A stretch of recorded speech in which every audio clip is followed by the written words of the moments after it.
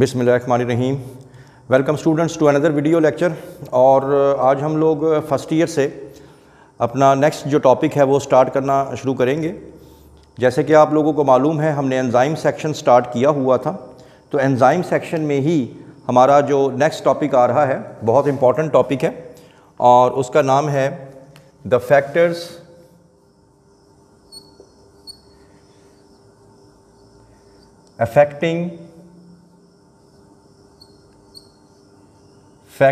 affecting the enzyme action. Factors affecting the enzyme action. तो वो तमाम फैक्टर्स जो कि एंजाइम के काम को या तो बढ़ा देते हैं या उनके काम को लिमिट कर देते हैं, ठीक है। तो उन चीज़ों को हम लोग पढ़ेंगे द फैक्टर्स, यानी वो फैक्टर्स जो कि एंजाइम के काम के अंदर खलल डालते हैं या उनको उनके काम की जो कैपेसिटी है उनको इंक्रीज़ कर देते हैं या डिक्रीज़ कर देते हैं। तो वो तमाम जो फैक्टर्स हैं वो इसके अंदर हम लोग पढ़ेंगे। तो सबसे पहले इंट्रोडक्शन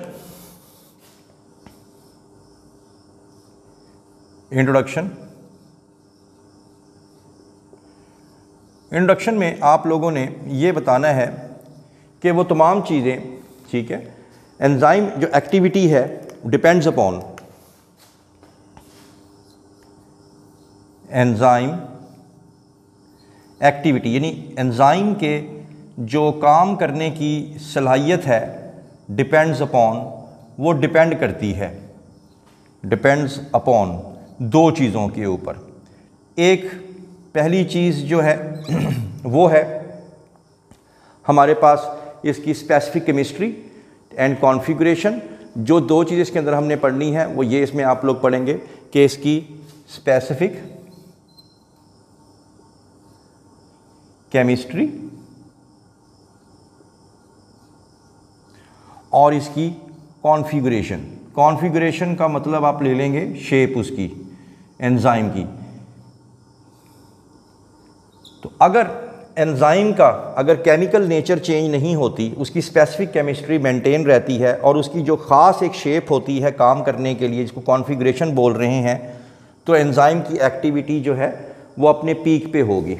लेकिन कोई भी ऐसी चीज़, एनी फैक्टर, कोई भी ऐसी चीज़, कोई भी ऐसा असर, ठीक है, जो कि इन दो चीज़ों को अगर चेंज कर देता है, अगर वो चेंज कर देता है किसको? एंजाइम, इसकी स्पेसिफिक केमिस्ट्री को चेंज कर देता है, उसकी केमिकल नेचर को चेंज कर देता है या उसकी शेप को चेंज कर देता है, जिसको हम लोग क्या कह रहे हैं? कॉन्फ़िगरेशन।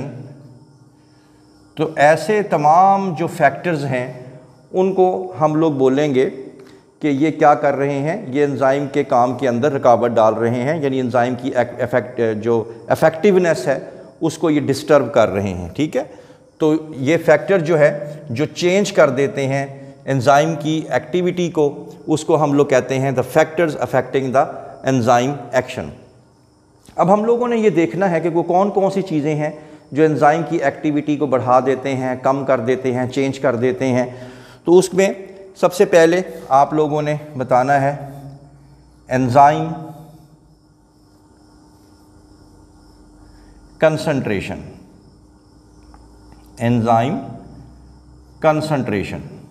ये पहला फैक्टर होगा जो कि एंजाइम की एक्टिविटी को चेंज कर सकता है। तो इसके अंदर आपने बताना है, आप बताएंगे क्या कि जो रेट ऑफ एंजाइम है, यानी एंजाइम करने की जो सलाहियत है, रेट ऑफ एंजाइम वो डिपेंड करता है amount of this enzyme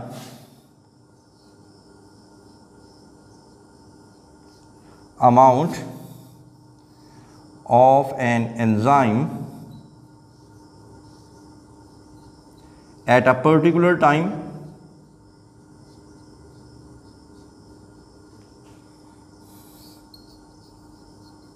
on unlimited substrate,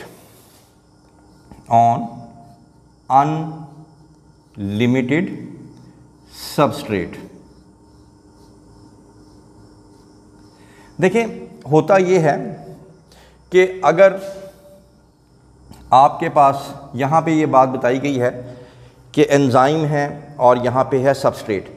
एक छोटी सी एक एग्जांपल ले लेते हैं थोड़ी देर के लिए। हम एंजाइम को थोड़ी देर के लिए मान लेते हैं डॉग, कि ये डॉग है, और सबस्ट्रेट को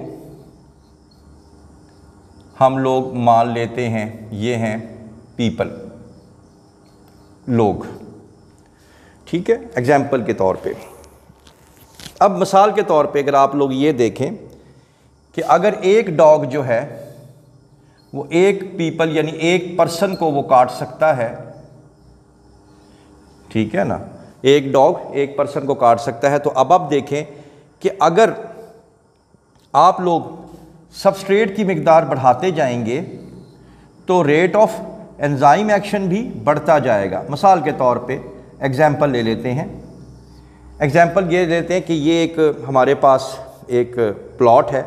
इस प्लॉट के अंदर 100 लोग हैं, 100 पीपल, और ये एक दरवाज़ा है और यहाँ से हम एक डॉग को दाखिल करते हैं। ठीक होगी बात। तो एक डॉग जो है वो जाके एक शख्स को पकड़ लेगा, फिर दूसरा शख्स जो है, जब दूसरा डॉग जाएगा वो दूसरे शख्स को पकड़ लेगा, तीसरा जाएगा तो वो तीसरे शख्स को पकड़ लेगा। यानी कहने का मकसद ये है कि सबस्ट्रेट या पीपल ज़्यादा हैं, डॉग कम है। जैसे जैसे आप डॉग की मिकदार बढ़ाते जाएंगे वैसे वैसे जो डॉग हैं वो उनकी जो लोग हैं उनकी लेग्स को जाके पकड़ना शुरू कर देगा, यानी वो बढ़ते जाएंगे। इसी तरह जब सबस्ट्रेट बहुत ज़्यादा होता है और एंजाइम कम होता है तो आपने कहा अनलिमिटेड सबस्ट्रेट। अब जैसे जैसे एंजाइम्स दाखिल हो रहे हैं वैसे वैसे वो सबस्ट्रेट से मिलते जाएंगे, मिलते जाएंगे, मिलते जाएंगे, और रेट ऑफ रिएक्शन भी बढ़ता जाएगा। क्यों? क्योंकि जब आप लोग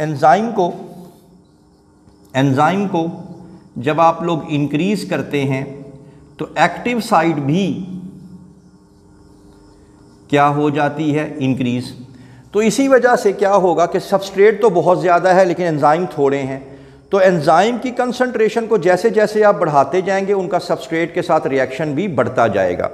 लेकिन एक टाइम ऐसा भी आएगा जिसको हम सैचुरेशन लेवल भी कहेंगे कि जब दोनों ही एंजाइम और सबस्ट्रेट बराबर हो जाएंगे तो मज़ीद अगर आप सबस्ट्रेट एंजाइम अगर बढ़ा भी दें तो तब भी रेट ऑफ रिएक्शन नहीं बढ़ेगा, क्योंकि एंजाइम बढ़ाया तो लेंगे लेकिन जो सबस्ट्रेट है वो अवेलेबल नहीं होगा।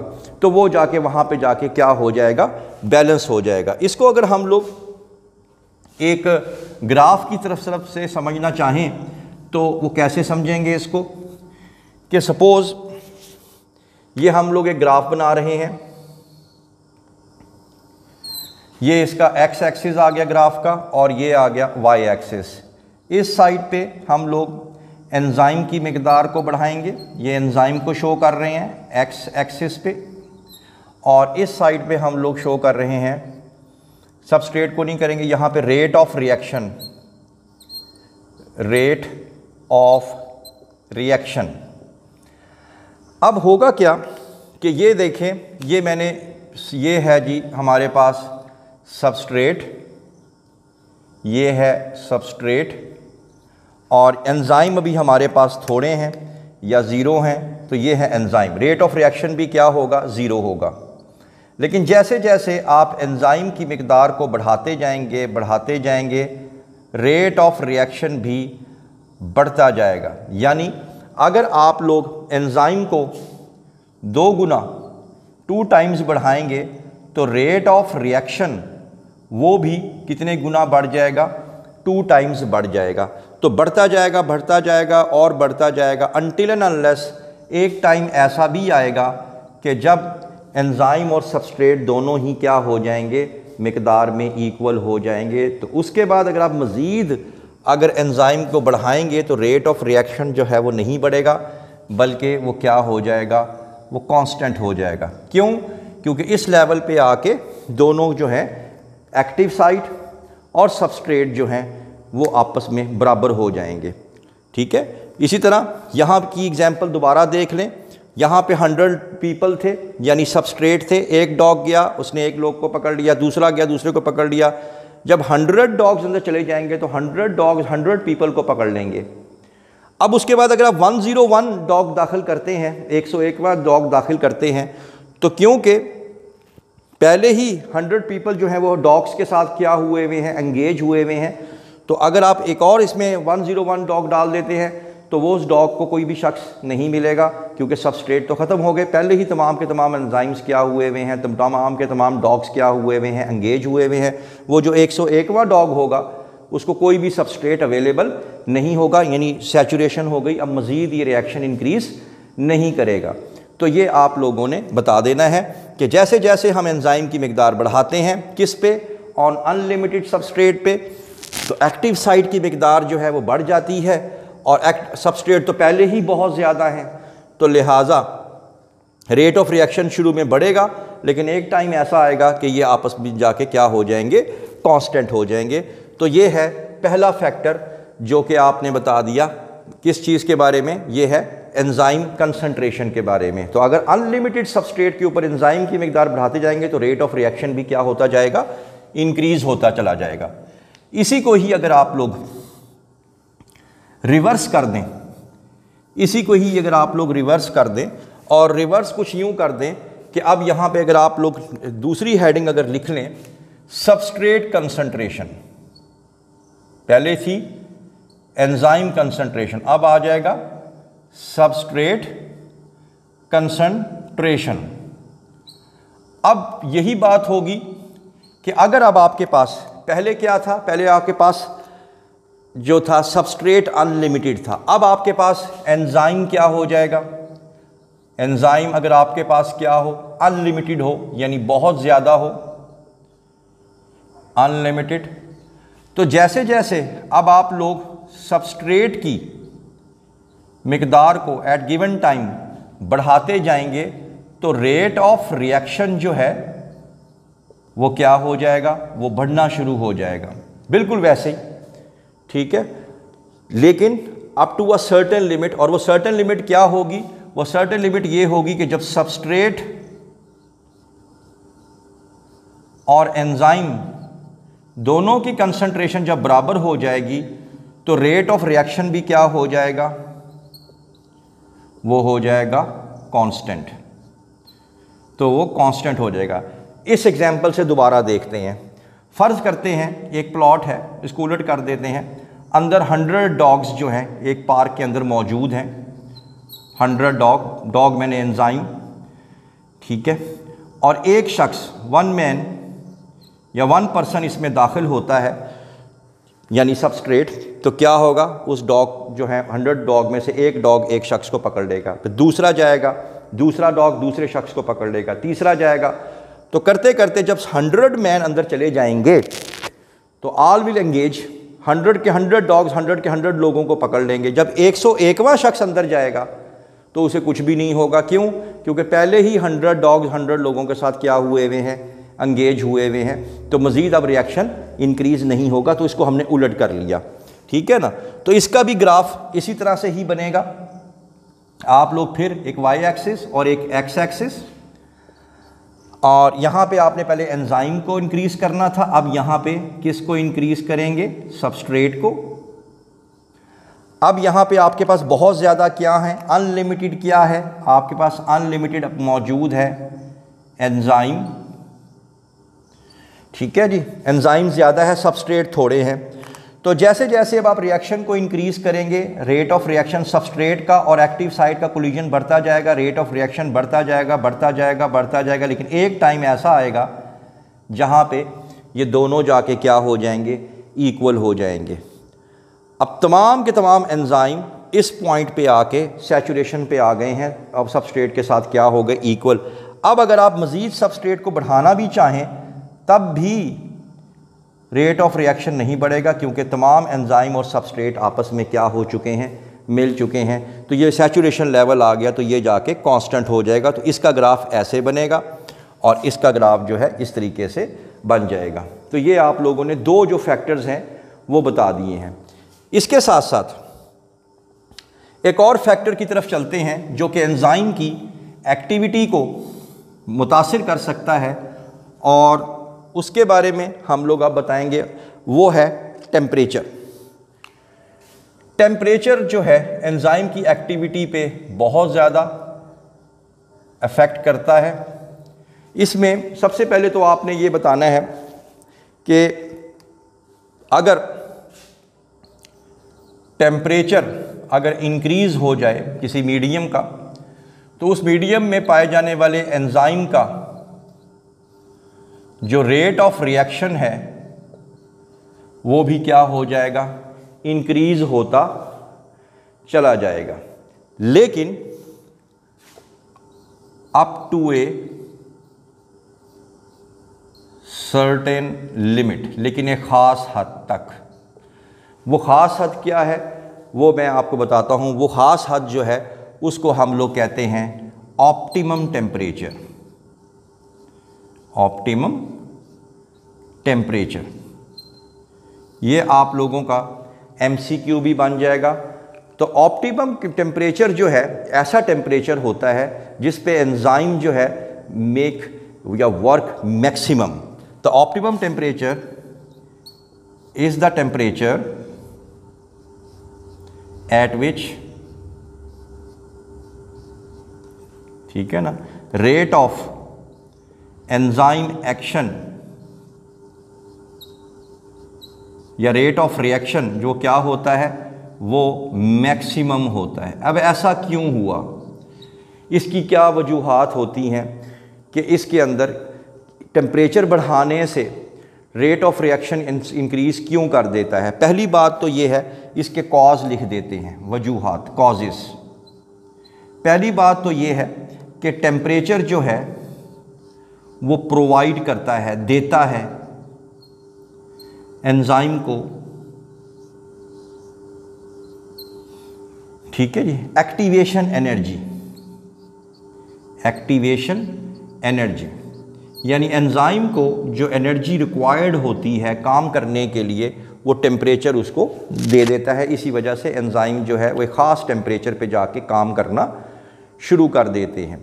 इसके साथ साथ एक वजह आपने और भी बतानी है कि इसके अंदर जैसे जैसे आप लोग टेम्परेचर को इंक्रीज़ करते हैं तो जो काइनेटिक एनर्जी है, ठीक है ना, सॉल्यूशन की या मीडियम की, वो इंक्रीज़ हो जाती है। भाई सिंपल सी बात है, एक एक्वस मीडियम है, एक पानी है, उसमें एंजाइम है और उसमें सबस्ट्रेट है। टेम्परेचर कम होगा तो पानी के मॉलिक्यूल बहुत स्लो मूव करेंगे, लेकिन जब आप लोग उसका टेम्परेचर इंक्रीज़ करेंगे तो पानी के मॉलिक्यूल तेज़ी से हरकत करेंगे। तो जितने मॉलिक्यूल तेज़ी से हरकत करेंगे उतना ही सबस्ट्रेट का और एंजाइम का टकराव, कोलिजन, वो क्या हो जाएगा, वो बढ़ जाएगा। और उनका और एंजाइम को क्या चाहिए, उसकी एक्टिव साइट को क्या चाहिए, सबस्ट्रेट, और वो उसको कैटालाइज कर जाएगा, ठीक है ना। इस वजह से टेम्परेचर बढ़ाने से रेट ऑफ रिएक्शन जो है वो बढ़ जाता है, लेकिन up to a certain limit. वो सर्टेन लिमिट क्या है, वो सर्टेन लिमिट ये है कि अगर आप बहुत ज़्यादा टेम्परेचर को बढ़ा देते हैं, ठीक है ना, तो क्या होगा कि अगर टू मच इंक्रीज़ कर देते हैं आप लोग टेम्परेचर को, तो बजाय रिएक्शन तो टकराव तो ज़्यादा होगा ही होगा, लेकिन एंजाइम के अपने जो एटम्स हैं वो भी वाइब्रेट करना शुरू कर देंगे और वाइब्रेशन के नतीजे में वहाँ से टूटना शुरू हो जाएंगे। तो लिहाजा बहुत ज़्यादा टेम्परेचर पे एंजाइम जो है वो वर्किंग छोड़ देगा और एंजाइम हम कहते हैं क्या हो गया, एंजाइम हो गया डीनेचर्ड हो गया, यानी अब वो काम करने, परमानेंटली डिस्ट्रॉयड हो गया, अब वो काम करने की सलाहियत में नहीं रहा। तो ये इसके अंदर आप लोगों ने बता देना है। इसी तरह ये अगर हम लोग एक ग्राफ देखें, अगेन वाई एक्सिस, ये क्या आ गया, एक्स एक्सिस। अब मैं यहाँ पे आपको एग्जांपल दे रहा हूँ किसकी, ह्यूमन की, ठीक है जी। अब ये आ गया 0। अब जैसे जैसे आप लोग पहले टेम्परेचर बढ़ाएंगे रेट ऑफ रिएक्शन बढ़ेगा, रेट ऑफ रिएक्शन इंक्रीज होगा। और आपने यहाँ पे बताना है एमसीक्यू में कि हर 10 डिग्री राइज पे, 10 degree rise, her 10 degree rise in temperature पे रेट ऑफ रिएक्शन वो क्या हो जाएगा, वो डबल हो जाएगा, 2 गुना हो जाएगा। अब ह्यूमन के अंदर बढ़ता जाएगा रेट ऑफ रिएक्शन, हर 10 पे डबल, हर 10 पे डबल। लेकिन एक टाइम ऐसा भी आएगा, उसको हम लोग कहते हैं 37 डिग्री सेल्सियस ह्यूमन के अंदर, जहाँ इसको हम लोग कहते हैं ऑप्टिमम टेम्परेचर। इसको क्या बोलेंगे, ऑप्टिमम टेम्परेचर। ऑप्टिमम टेम्परेचर मैंने बताया आपको वो टेम्परेचर होता है जिस पे एंजाइम मैक्सिमम काम करता है। इससे अगर आपने टेम्परेचर को और अगर बढ़ाने की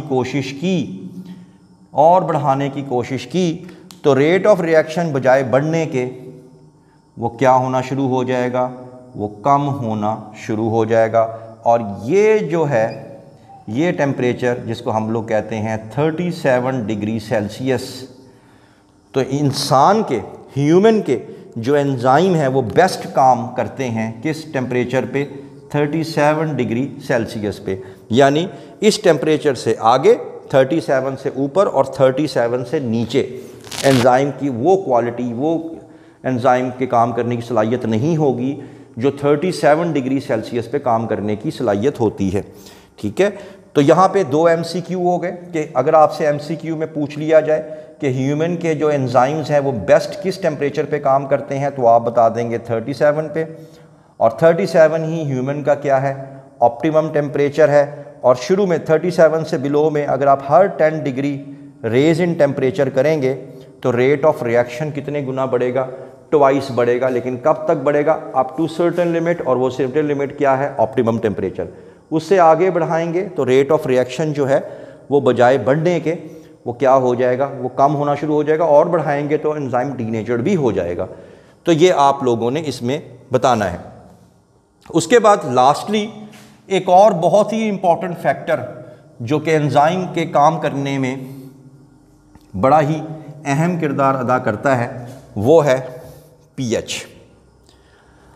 हर एक मीडियम की एक ख़ास pH होती है। तो एंजाइम जो हैं बहुत ही स्पेसिफिक होते हैं। हर एंजाइम जो है वेरी स्पेसिफिक टू pH। ठीक है, तो the pH at which enzyme works maximum, या द रेट ऑफ रिएक्शन उसका क्या हो, मैक्सिमम हो, उस pH को हम लोग फिर कहते हैं ऑप्टिमम pH। ऑप्टिमम pH ये बहुत इंपॉर्टेंट है। ये आपकी डेफिनेशन आ जाएगी, MCQ के हवाले से भी आ जाएगी, शॉर्ट क्वेश्चन के हवाले से भी आ जाएगी। तो इसको ऑप्टिमम pH कहते हैं। ऐसा क्या होता है कि pH से एंजाइम के काम करने की सलाहियत बनती है। असल में होता ये है कि due to change in pH, जैसे ही आप लोग pH चेंज करते हैं तो जो आयोनाइजेशन होती है ऑफ एक्टिव साइड, और आयोनाइजेशन हो सकती है किसकी, सबस्ट्रेट की, वो चेंज हो सकती है, मे अफेक्ट द सबस्ट्रेट। तो आप बता दें कि change in pH can affect the ionisation of amino acids at active site and substrate, यानी सबस्ट्रेट या जो एक्टिव साइट है उसके अंदर आयोनाइजेशन कर सकते हैं, यानी उनके अंदर आयंस के अंदर तब्दीली आ सकती है, जिसकी वजह से एंजाइम जो है काम करने की सलाहियत जो है वो रोक सकते हैं या उनके अंदर फ़र्क आ सकता है। मिसाल के तौर पे वो कैसे, ये एग्जांपल हम लोग ले लेते हैं, इसके साथ आपको समझ आ जाएगी। फ़र्ज़ कर लेते हैं कि ये हमारे पास एक एंजाइम है और ये एंजाइम की बाइंडिंग साइट है, क्योंकि आपने पढ़ा था कि एंजाइम की 2 साइट्स होती हैं, एक होती है बाइंडिंग साइट और एक होती है कैटालिटिक साइट। तो ये मैंने बना दी कैटालिटिक साइट और ये बना दी बाइंडिंग। अब सपोज यहाँ पे बाइंडिंग साइट जो है इस पे पॉजिटिव चार्ज है और ये देखें यहाँ पे आ गया सबस्ट्रेट, ये सबस्ट्रेट है और इस पे चार्ज है नेगेटिव। अब ये दोनों जो है आपस में इन्होंने चिपकना था, लेकिन अब अगर फ़र्ज़ कर लेते हैं कि pH बहुत ज़्यादा बढ़ जाती है मीडियम की, तो बढ़ने से क्या होगा, मीडियम में OH नेगेटिव आइंस ज़्यादा हो जाएंगे। तो जब OH नेगेटिव आइंस ज़्यादा हो जाएंगे तो जो OH नेगेटिव आइंस हैं वो यहाँ पे आके अटैच होना शुरू हो जाएंगे, क्योंकि नेगेटिव और पॉजिटिव आपस में एक दूसरे को क्या कर लेंगे, अट्रैक्ट कर लेंगे और ये जगह जो है ये कवर हो जाएगी। अब सबस्ट्रेट जो है ये इसके साथ आके अटैच नहीं होगा। तो इसी वजह से कहा जाता है कि हर एंजाइम के काम करने की जो pH होती है वो एक स्पेसिफिक होती है, उसी पे ही एंजाइम जो हैं वो ऑप्टिमम या मैक्सिमम काम करते हैं। इसी वजह से उस pH को हम लोग क्या कहते हैं, ऑप्टिमम pH। उस pH से अगर आप pH को या अगर बढ़ाते हैं या कम करते हैं तो क्या होगा कि एंजाइम की जो काम करने की जो सलाहियत है वो फ़र्क उसमें डल सकता है। तो ये इसके अंदर आपने बता देना है। ये इसके बाद आप लोगों ने एक हमारे पास एक बॉक्स है, उस बॉक्स के अंदर चंद एक एंजाइम्स दिए गए हैं। यहाँ से एक आप लोगों को शॉर्ट क्वेश्चन MCQ लाजमी आ जाएगा, एंजाइम और उनकी pH, ये आपने याद करना है। इसमें बहुत ही ये इम्पॉर्टेंट है।